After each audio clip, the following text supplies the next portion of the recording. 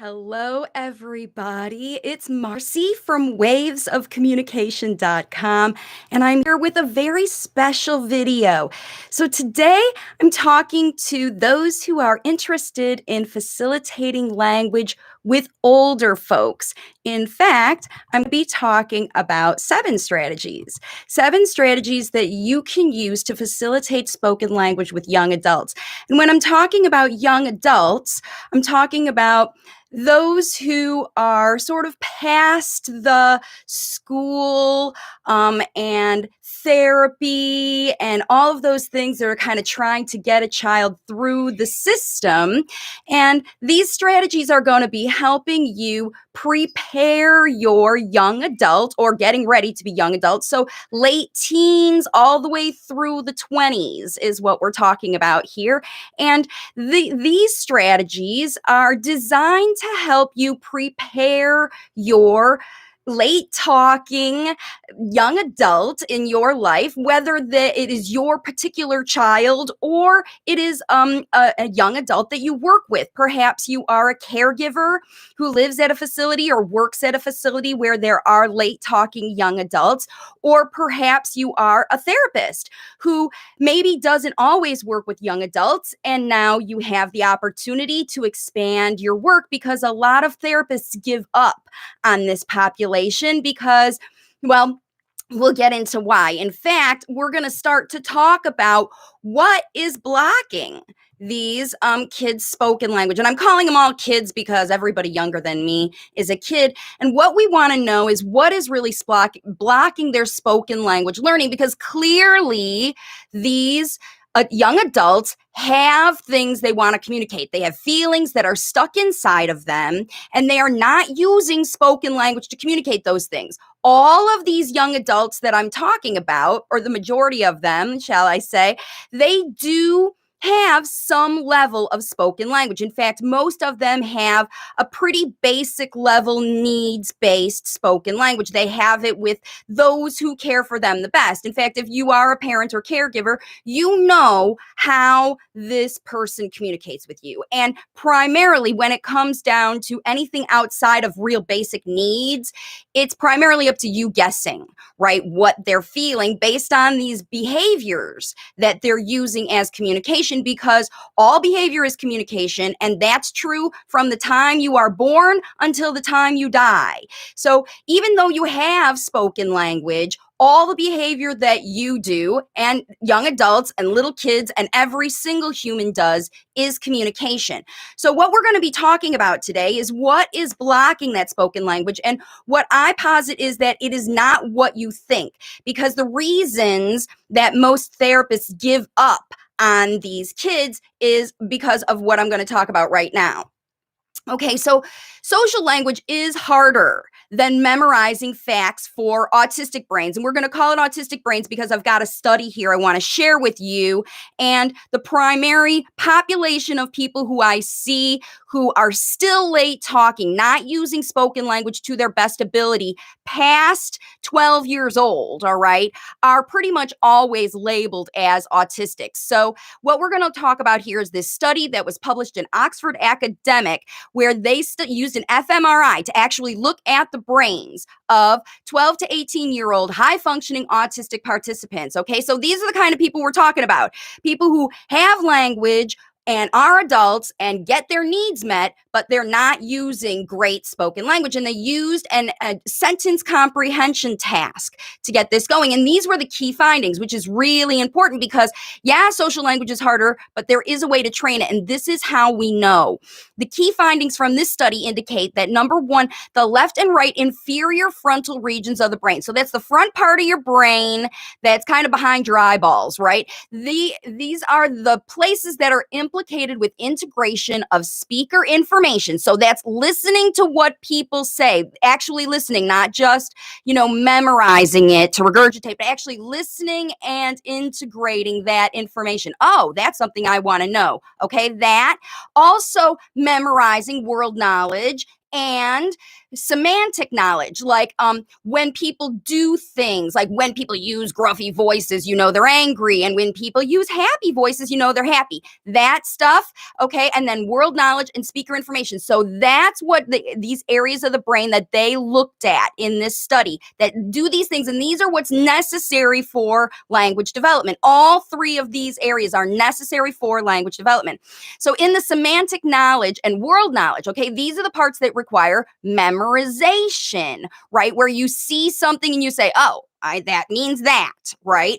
That is a that's the label of something. That's the world knowledge part. And the semantic knowledge, oh, when he does that, he means X, Y, Z, okay? Looking at behaviors and looking at actual knowledge, like memory, like facts, right? That was the same, okay, for both kids with autism and the controls, the people who didn't have autism, okay? Now, in sentences that required integration of the speaker information, actual listening, right? The autism group showed abnormally reduced results, okay? So that is what is different. The integration, basically, autistic brains don't know how to listen and take information from people as well as they do know how to memorize things. That's what this study proves. Now, it also proves, okay, that people with autism, because neuroplasticity is what's in play here, right? People with autism may recruit the left inferior frontal region of the brain, right, for tasks that demand integration of social information. So what that means is that older late talkers whose brains have developed, and we're going to talk about how their brains are developing in the next slide.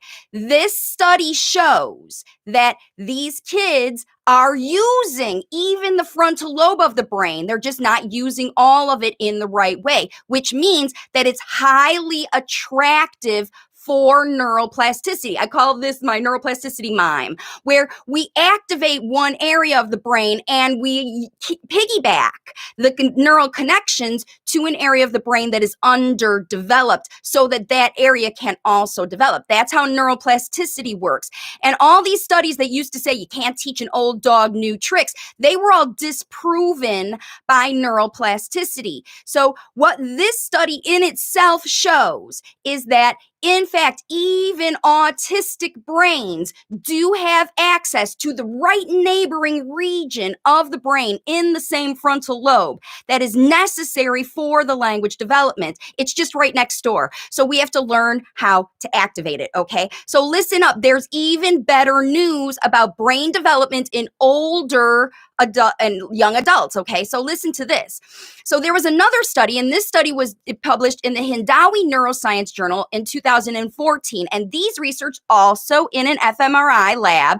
They studied language-related brain development in 170 people from aged 5 all the way up to age 67, okay? Because what they were studying is that to see how the brain changes for language learning ability over time, because all of these studies used to say that once your kid got to be 5 or 6 years old, then their brain wasn't able to learn language as easy as it is for other kids. But this is what they found, which is what is so interesting and important for those who work with young adults. And the first thing is that early life, there is more functional brain asymmetry for language, meaning that kids are using individual parts of their brain at a time, okay?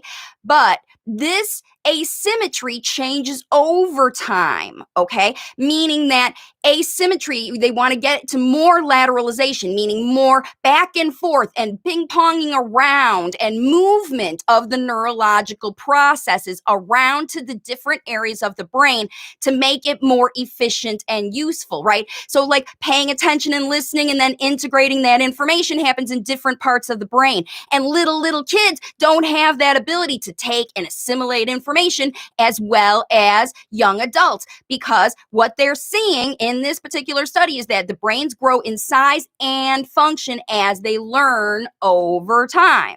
Because you start learning from the very moment you're born, and this develops into more learning. Now, they also learned that the anterior regions of the corpus callosum mature first. So the very basic frontal lobe things that we're talking about there at 3 to 6 years, that's when kids begin to be able to do this integration of language. Before 3 years old, they can't even do much more than memorize. Okay, that's what this study shows. So these parents who are trying to get new conversational spoken language and push that before 3 years old could be, frustrating yourself if you're looking at littles. But look at this, it doesn't even develop in mature until 6 years, okay? And then after 6 years, then it's followed by growth in the posterior regions of the corpus callosum. Okay, so that means that some language-related areas, these integration areas, don't even grow until after 6 years old. So even up until 6 years old, kids can be late talkers and then have a burst of energy in language development after 6 years old. And that is, in fact, what I am seeing with the clients I am working with all over the world. In fact, after 4 years old, I see this kick in because they have to get over that first bit to get this corpus callosum involved in the language developing process in order for it to develop. Now, some kids develop earlier, and that's why they talk earlier. But we're talking about late talkers here, really late talkers. And some of them don't even grow the necessary parts of their brain until after 6. And especially in an autistic brain, where those areas of the brain don't grow as well as the other areas at all. Okay, so even the memorization areas aren't even maturing, and kids aren't listening and applying stuff. The problem is, after 6 years old, therapy often gives up on these kids as far as language development, and they put them onto memorization things because they haven't been able to integrate language up until now, and they've been in therapy since 2 years old. And this is how a lot of these kids get to be young adults and still late talking, because they started with the wrong kind of integration. Okay, and then the last one that we show here is that language lateralization towards the left hemisphere increases between the ages of 5 and 20 years. Okay, so when we talk about teaching an old dog to learn tricks, after 25 years old, it gets harder. We used to think it got harder after 6 years old or 5 years old, but in fact, it gets better after 6 years old, all the way up to 25, increasing the ability to learn new language actually increases as far as brain capacity, okay? So this is what's really important about this whole process for anybody to learn. I know you're here to learn strategies, but in order for you to even dig in and try to use these strategies, you have to believe that it's going to work. And the only way that a lot of people are going to believe or trust that the kind of strategies I'm going to give you today are going to work to help this person develop, and the way you have to use them with young adults, because it's all different teaching young adults than young kids. In fact, that's what we're going to talk about in the next slide I'm going to show you, which is, this one right here, where we're going to talk about how there are other reasons that it is easier to facilitate spoken language with young adults than it is with even little kids, like 18 months old. I'm telling you, 18 years old is easier than 18 months old with language development because of what I just talked about, and also what I'm going to talk about right here. And this comes from people who study foreign language learning, because that's usually the language learning that people are doing as adults. And some adults are forced to learn foreign language who were late talkers to begin with, because they're in school programs that have them do it. And that's where this is coming from. All of this is coming from is these kids who struggle learning foreign language, okay? And they struggle for the same reasons that late talkers struggle with learning their first spoken language. Okay. And so, what I want to do is see if these kinds of things will assimilate to the late talkers that you are working with. And the first one is where children, babies, young kids under 5 years old have a natural propensity for learning via memorizing, like we talked about before. Even the autistic brains do the same as young brains. Okay. So, young brains look like autistic brains just because they're young and underdeveloped, okay? And the adults have the natural propensity for organizing and relating the information they know. They get better at learning how to learn and relating information. When they hear something new, they relate it to a memory because they've been on the earth for 18 years or more, okay? Hard work and organization are the primary gifts which benefit adult learners. They can, when they are motivated, work harder than a little kid can. They can get motivated about something when a little kid won't, okay? It just takes the right motivation to get them into it. And we're going to talk about that too. Adults have a greater realization of educational, social, and vocational hardships and lack of opportunity due to speech delay. They know if they're 18 years old, if they don't have a friend or a girlfriend or a job or, whatever. They know if they are petrified of those things. They know if they desperately want them and they're petrified. They know, they are aware of this stuff, where little kids don't care if they're late talking. They're just happy to rely on you.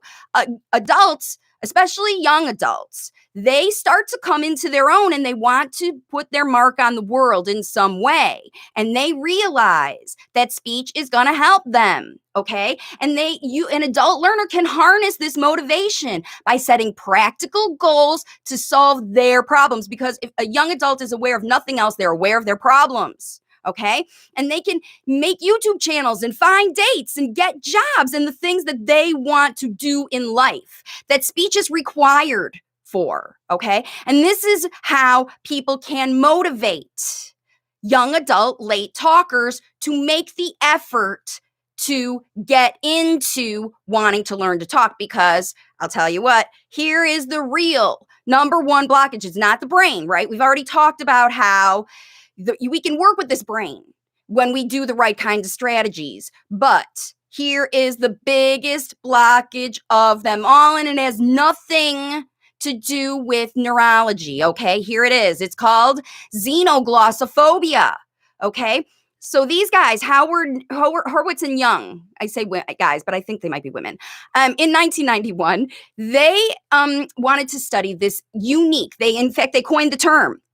They did it earlier, but they continued to produce content about it and reports about it and studies about it. And it is this unique type of anxiety that is very specific to language learning, okay? And it's the fear that you feel when you're trying to use the language that you're learning because everybody around you is using it and you have some pressure around you to feel like you have to keep up with those people or whatever. There's lots of reasons. We're going to get into it when speaking, reading, or writing, okay? It's called xenoglossophobia, and every single late talker who is older than probably 9 has this going on, especially if they've been in kind of hard pressure therapies in their younger life, because there's 2 ways that this manifests, and many young adult late talkers have both, okay? The first is anxiety caused by speaking. Like they just can't talk because they're just stuck. It's happening to me right now. The words are stuck in their mouth because they're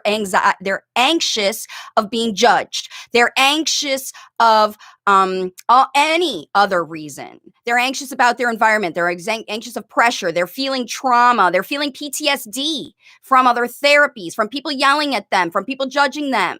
Okay, those other anxieties in themselves are going to stop a person from even trying to integrate and talk with other people. Okay, now the other kind of anxiety that is xenoglossophobia is primarily from the process of the language learning. And that comes from when the parents and caregivers who are around these young adults are pressuring them all the time to do things or say things. You got to do it this way. You got to do whatever. They're judging them and they're sloppy. They're lazy. Talking all about the things that they're not doing, okay, is going to stop that person from wanting to do, or guessing and anticipating all that person's needs are also going to stop that person dead in the tracks from the process, okay? Because all of those things develop anxiety. Nobody wants to work all day long, right?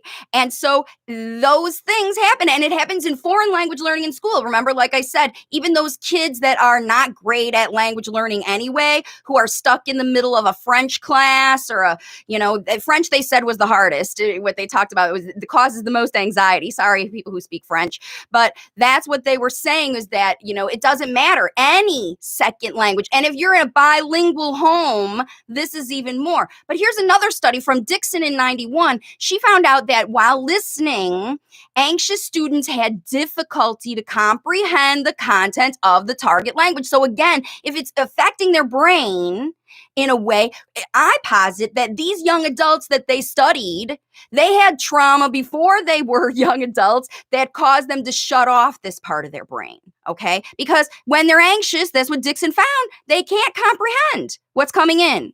They might be looking at you and whatever, but they're not listening, okay? Not comprehending.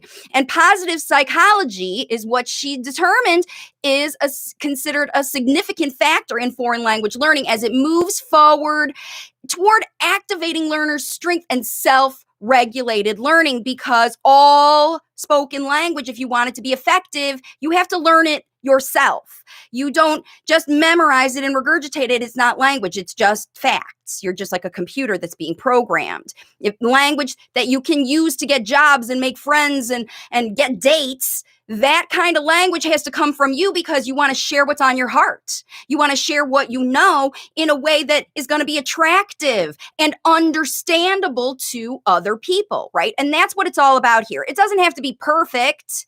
It just has to be understandable to other people so that they can get what you are, what you're trying to tell them, and they have to be, they have to be aware enough, I guess I should say, to start with, to understand what you are telling them so that they can take it and learn it. They have to be able to keep their anxiety at bay so that they can take it in and process it and use it, even if something triggers them in their outside environment, because all these kids have underlying anxiety, and underlying anxiety gets triggered real easily. So your kids may get triggered. We're going to talk about these strategies. In fact, let's get into it. In fact, the next part of this video, so important, is we're going to talk about this, right? Now we want to get into the strategies. How can parents and caregivers empower young adults to overcome the xenoglossophobia that every single one of them has, okay? And help older late talkers learn to use their best interactive spoken language. We're going to get into these 7 strategies right now. And the only thing I want to ask you to do is please like this video while we're in the middle, and share it with your friends. Again, this is going to be a fabulous training video. If you have a group of these late talker young adults that you work with, these are the strategies that you as a parent can use to help your child be more successful in their social experiences and work experiences. And if you are working with kids in those social and work experiences to help them be more successful, these are the strategies that you can use. Let's get into them. Number 1 is, right here. Number 1 is to talk about the mindset around spoken language use. Because remember, if anxiety is the main trigger for what's going on to cause these kids to not want to engage in listening to the people around them, then this is what you got to do. And here are some ways to go about that. Number 1, you want to check for signs of language anxiety, such as avoiding talking, resisting social situations, or extreme independence, meaning that I'll just do everything myself and I don't need anybody else unless I absolutely need somebody else. And that's usually how it goes because these are young adults and they're capable of even cooking their own food, some of them. So look for those signs because those are all signs of language anxiety that are blocking your child from talking. And these are things you want to write down.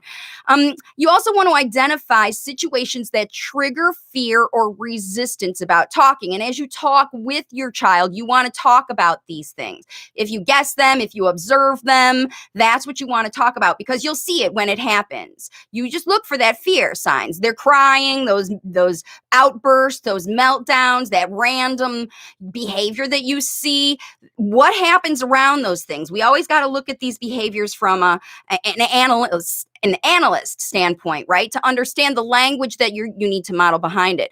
And then highlight the reasons that better speech will help solve the problems that fueled these things that caused your child to have this thing. Oh, well, if you could talk to me about that, I would understand and we wouldn't be in this situation, right? If you could use better speech, you could get a job. You could, do these things because you know that your child is motivated to share whatever wisdom they have.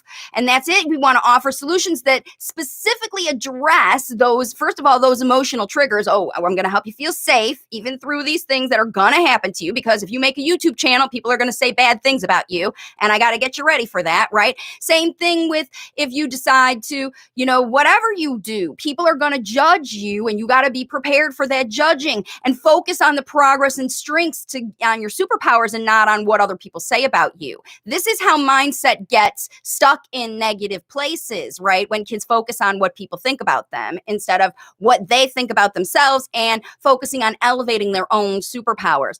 And then number 5 is to use private training opportunities at first to help them feel safe. So you don't want to be saying, okay, we're working on social skills, so I'm signing you up for a group and I'm going to plunk you right there in the middle of the group. That's going to potentially set you up for failure because if your child is literally exhibiting anxiety, signs of anxiety, their mindset about working hard and getting the most out of that social skills group isn't going to happen for you. And again, I know that these opportunities for good interactive social things are limited, especially during COVID, but even after COVID for this population, it's hard to find times to meet other people. And when you do, you want to be able to take advantage of those things. And you don't want your child to say, no, fishing tournament, no, thank you. Shopping trip, no, thank you. This, no, thank you. That, no, thank you, because of their fear. And when you have these wonderful opportunities that rarely come about, you want to have your child already prepared for this is your chance to get it out in the world, okay? And you're going to get them ready to go out in the world by doing these other strategies that we're going to talk about. All right, so let's get into the next one, number 2, where you actually need to think about what has to change. Because remember, if we're talking about habits that were caused by anxiety or even brain underuse of this listening part that has to be focused on and built up through neuroplasticity, right? We got to figure out how your child got stuck not using that part of their brain, neglecting that part of the brain. Even though it's not working very well, they're just ignoring it by ignoring your listening and just using their eyes, because remember that visual part, the back part of their brain develops later in life. They get to be even more visual learners. Okay, so look, here's some ways that you can discuss how this happened, because I don't know how it happened in this particular late talker that you're thinking about, but you do. And it could be one of these 4 things, which are the most common. And number 1, you want to observe how technoference, which means you're focusing on tech instead of humans around you. That could be in you and or your child. Look at how technoference affects your interaction and the late talking person's willingness to listen and learn. If they care more about what's on the screen than on you, this is a problem, and you're going to need to swap out tech time for talk time.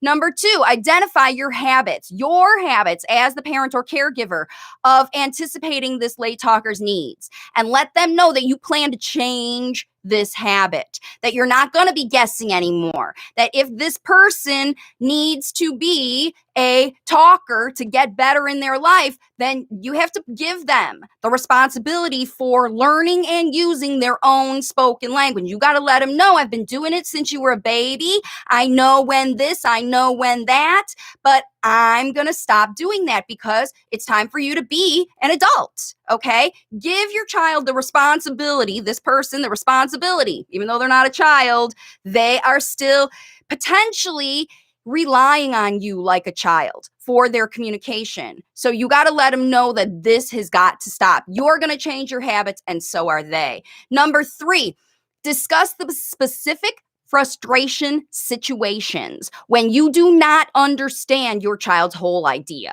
Okay. So if they give you a facial expression or a half gesture, or they push you towards something or bring you something without some spoken language, you have to talk about when that has happened to you, how frustrating it is, and how you want to change it. And when it does happen in the future, that you get these half communications, you always must tell your child that I don't understand you. Don't guess. Remember, that's the habit you're changing. Number 2. Number 3 is I don't understand you and I need you to try a little harder to communicate that to me.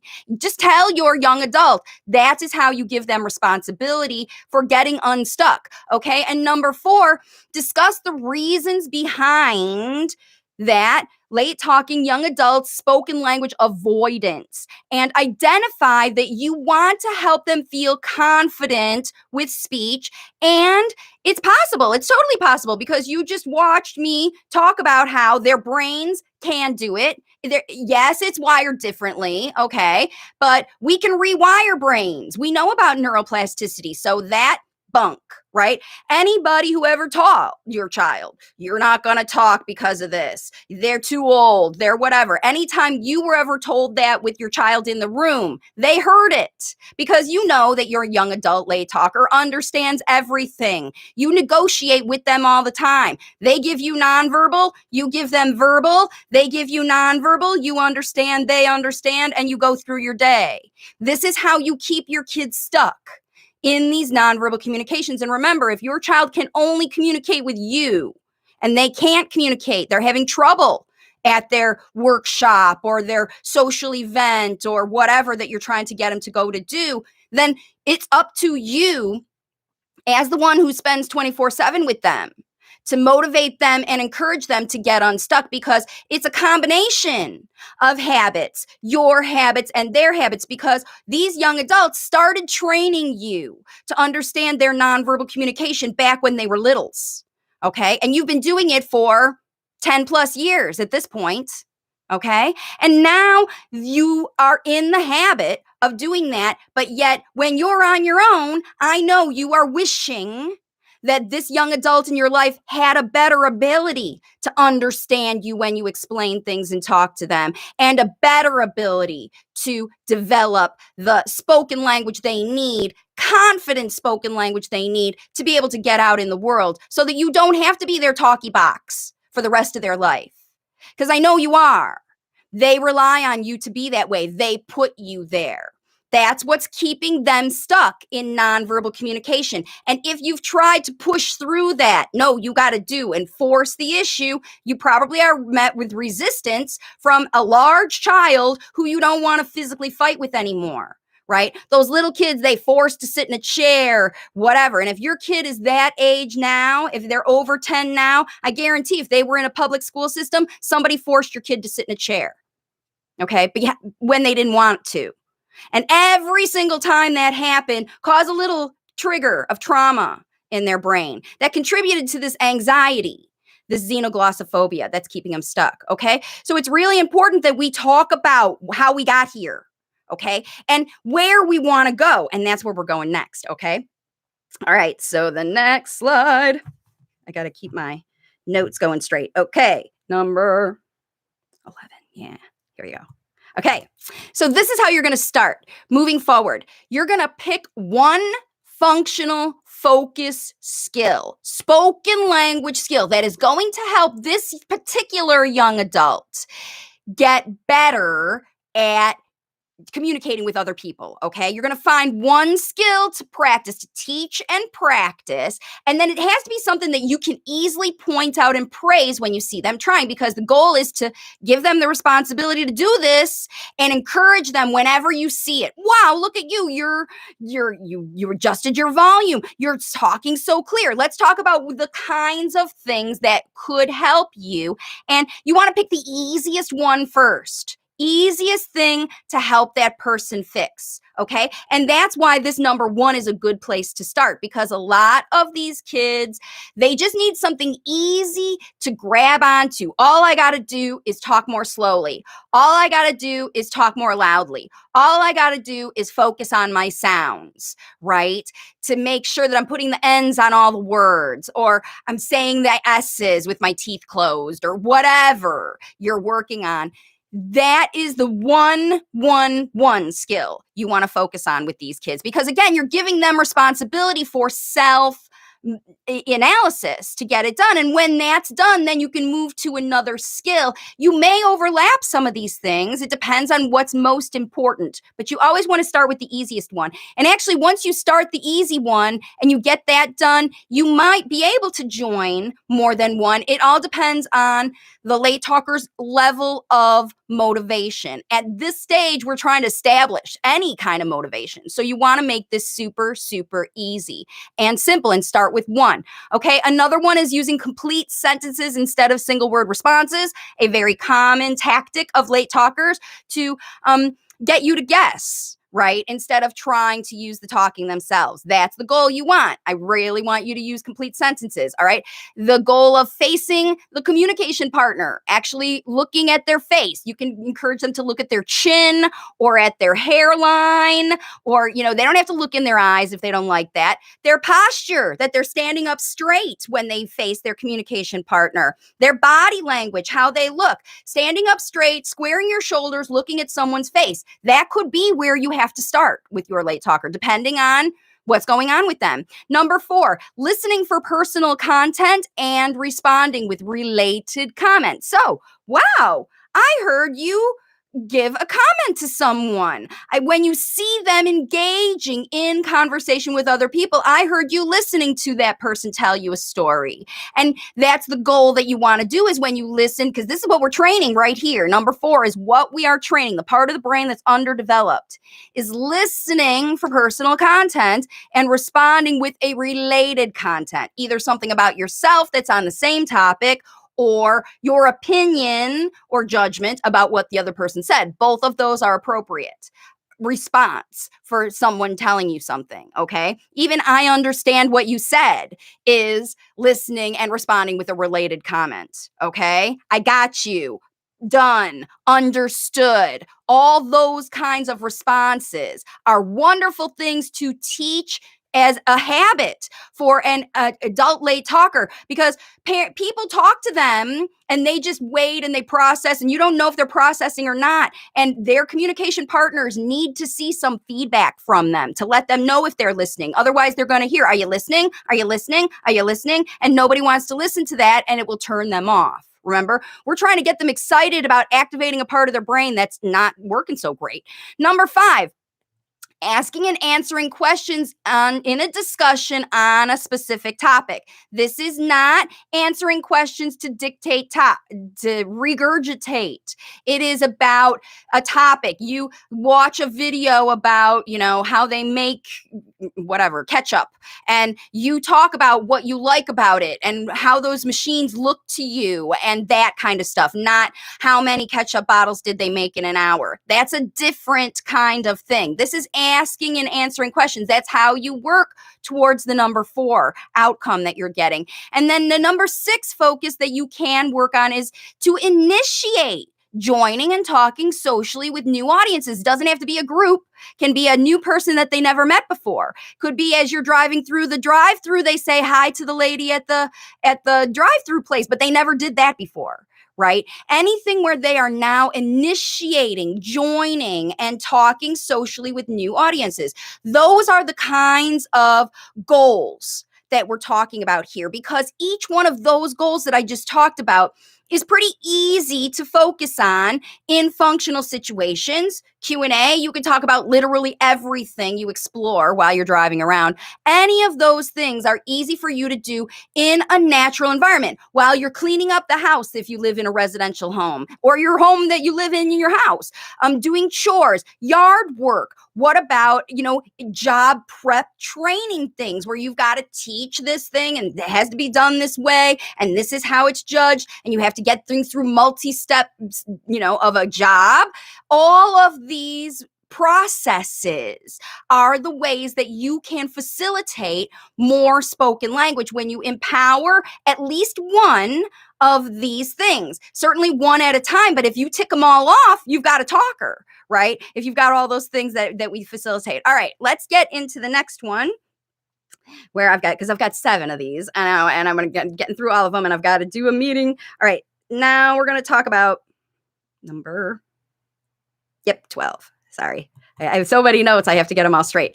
Okay. So this is never ending language learning. Okay. Language learning never ends. It doesn't stop in your 30-minute session 3 times a week. It happens 24/7. Every time you see someone around you talking, you're eavesdropping on their conversation, you're learning. Every time someone talks to you directly, you're learning. Every time you watch people talking on tech, you're learning. Okay. And so you want to talk about never ending language learning, that it doesn't just happen with the therapist. It happens, the child's taking responsibility for learning everywhere, okay? And this is how you help your child embrace being a lifelong language learner and not giving up on spoken language and being stuck in nonverbal communication.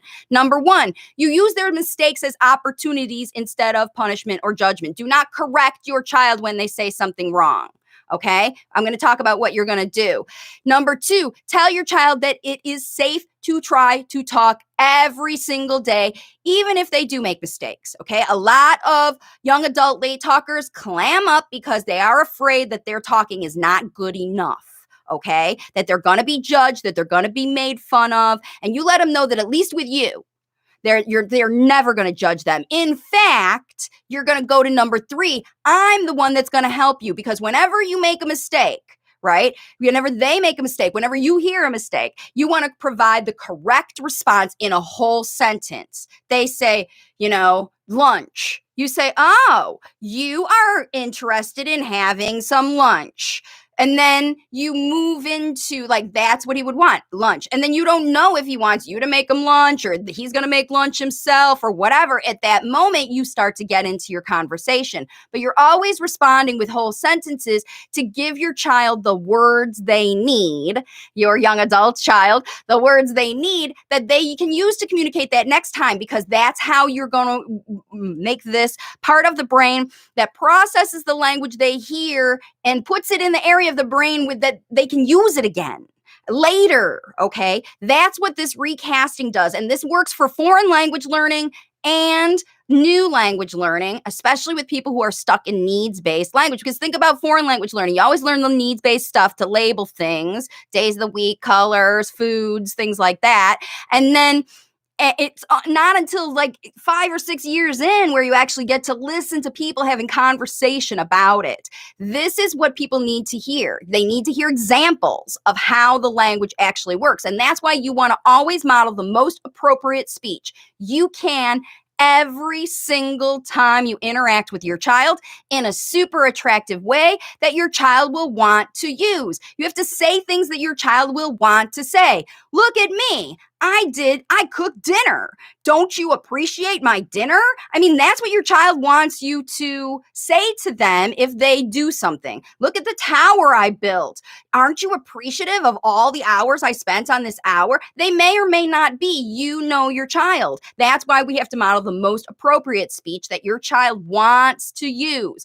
Topics and phrases that they want to learn. And that's the only way it's going to get into their brain for them to be able to use later.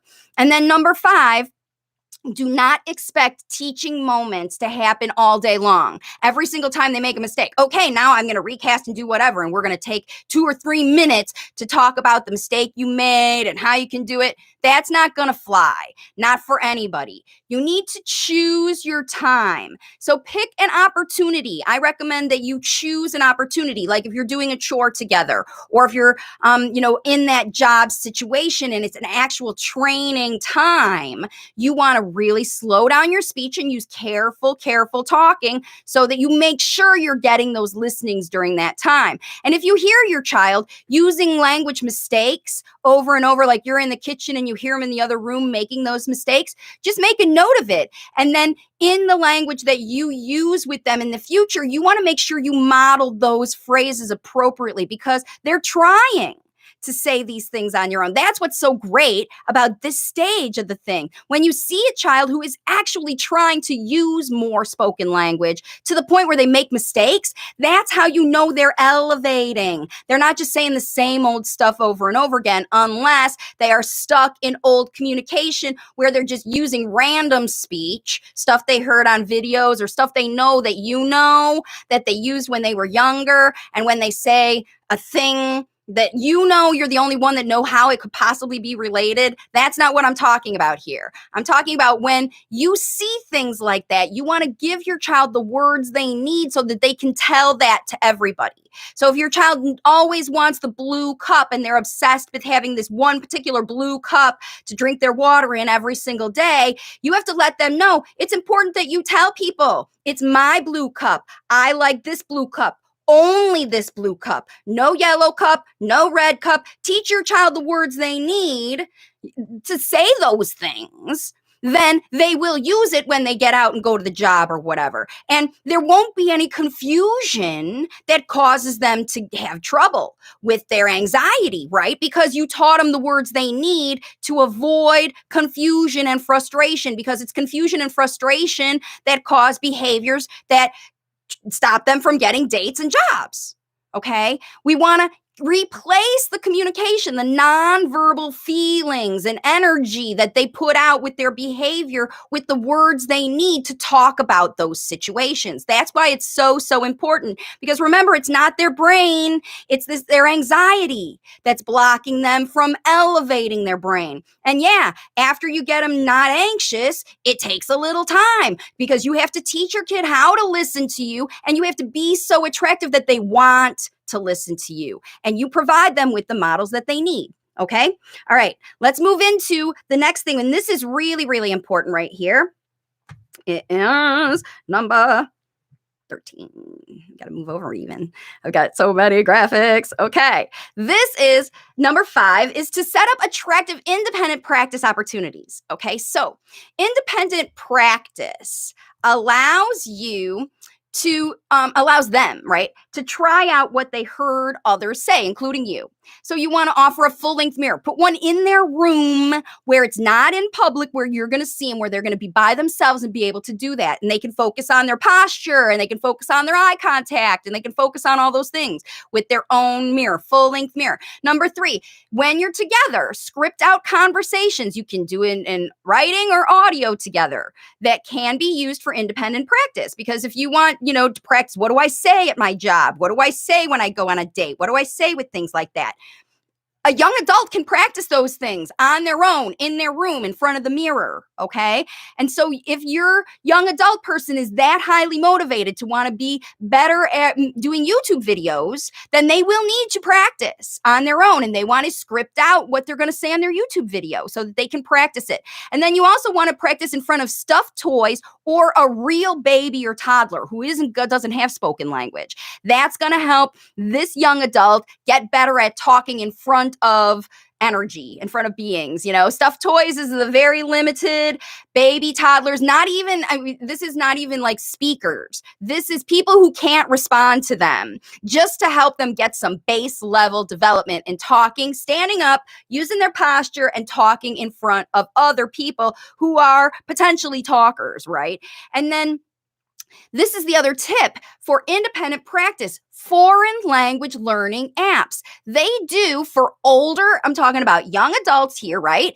Provide repetitive practice for functional vocabulary understanding and use. And that's a time that they can spend sort of like gym time, if you will, um, at the in front of their computer, if you're using them on tech, if they've got a lot of these kids spend a lot of time on tech.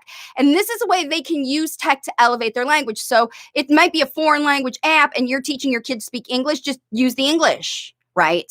And have them learn English kind of from the ground up as a foreign language learning app would do. Now, you want to choose the foreign language learning app that you like, that you feel like, oh, my son would get into this. He would like this thing. He could do this thing that you can put on for 20 minutes at a time, half an hour at a time, something like that. That's going to be better for you than any kind of speech therapy because you will be able to guide that repetitive practice. And again, it's something that your late talker can do on their own when you're not around that will give them spoken language models that they can use, okay? Because often those apps are in categories and things like that. So that's the next one that I want to tell you about. All right. And then the next one I want to talk about, and this is I guess we're at, number 6, which is here. Number 6 is, okay, so if you are either a parent who has a kiddo who's going to some kind of therapy still, or you are a therapist, or you are a workshop, employee or something like that, and you are working with the child, it's often necessary to record your progress if you're doing these things. And so here's the best way to record progress with language facilitation. Number 1, video or audio recordings, they provide the best data, okay? Because then none of the checklists that are out there are going to be specific enough for you to talk about this particular young adult's experience of communication and using spoken language. Video and audio recordings are going to show people what they can do. And that's always going to be the best thing. Save them by date, save them in the cloud so that you have them to pull up, to share at meetings and conferences and things like that. And then you want to use a rating system based on those functional criteria. So on a scale of 1 to 5, how do you think your rate was? How do you think your volume was? How do you think your clarity, whatever those things are, right? That's what you want to be judging, those categories. That's what that number 3 is.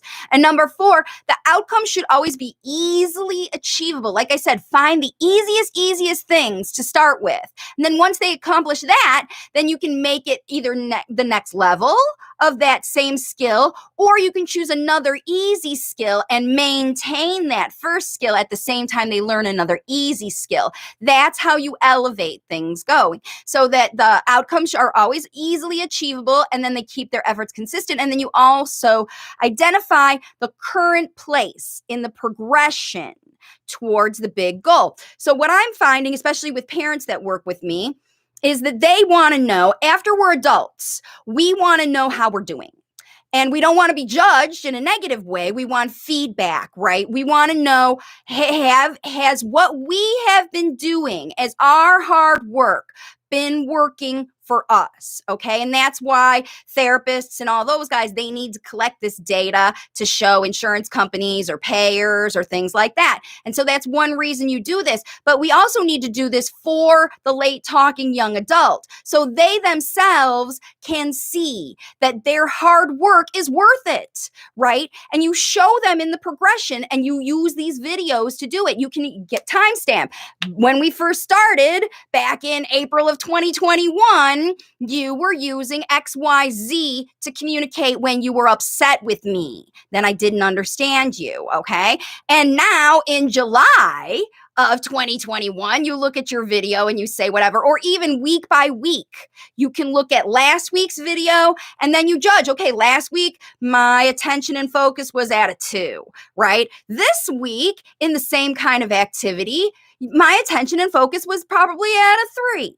I did a little bit better. Or maybe you had a bad day and you jump up to 5 one week and then you jump back to, a 2.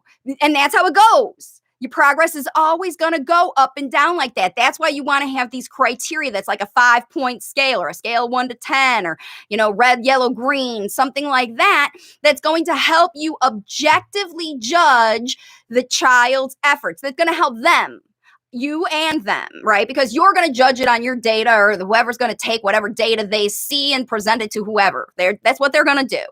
And you have to do the same. They're using their data to get funding. You use your data to get more work from your kiddo. And you say, look, you made it this far. Draw it too. A lot of times, like when you go to the gym, those guys will draw an A on a thing and they'll draw a B on a thing and they'll draw an arc and they'll say, here's A and this is where you are. Here's B where you want to be and you're somewhere along here. If you can give them a somewhere along here, you just got started. We got to go here. But look, every week you're going better, better, better, better, better like that. We had 2s. Now we got 5s every day. Right? And that's how you know we've mastered this. Let's work on something else. You think you can keep getting 5s in this category while you get 2s or 3s in another category. Oh my goodness, can you get 5s in all of your categories? You are a rock star. And that self-category, self-evaluation is super, super important for a young adult late talker because of what we talked about, how they learn. They want to organize their information. They want to organize their data. How is my data helping me? Is the line keeping going up? Because they don't like to see that dip. And what are they going to do when they see a dip? They're going to try harder. That's when you're motivated. Instead of being, it's my responsibility. We're judging here my effort. And when we see together that my effort was here and not here, and if your child misjudges their efforts, they're going to find out for themselves that they're like, they were running around the room and you judged their attention at a 2 and they judged it at a 5. You're like, really?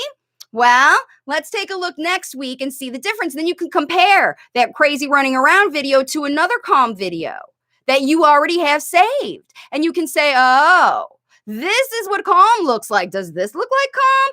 I judge this as a 5. You judge this as a 5. Okay, let's just look at the next video. You don't have to say what it is. Just say about the judgment, right? And when you show your child what they are capable of and what they have achieved, then all those arguments about I can't, I won't, I don't, no, they go out the window because you've proven with your data that this kiddo can do this thing. They've proven it to you. But remember, our mindset, when we're triggered, it causes us to forget what we're great at. And this xenoglossophobia is a major thing. That's what it happens. They forget the language, literally forget the language they know. And that's when the external language comes in, or the process of language learning. Both things happen that causes you to forget what you know, and the words don't even want to come out. Okay? That's why all of this is so important. All right, let's get into number 7, the final strategy we have today, because this is super really important, and I'm getting ready for a meeting, and I'm going to be late. Okay, sorry, it's just too important, all this stuff. All right, fuel motivation and self-responsibility to work hard at improving speech, okay? Create a life goal where effective spoken language is necessary, okay? Use communication devices and signs, if you have them, as opportunities to facilitate functional speech. And I've got videos on how to do that.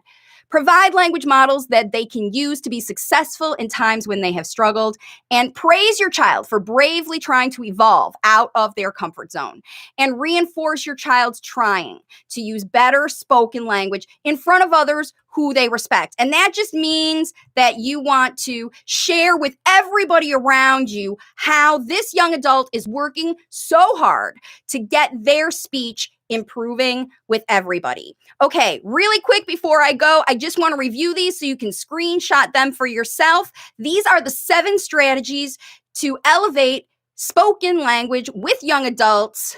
Number 1, talk about mindset around spoken language use. Number 2, discuss how your child became stuck in nonverbal communication in the first place.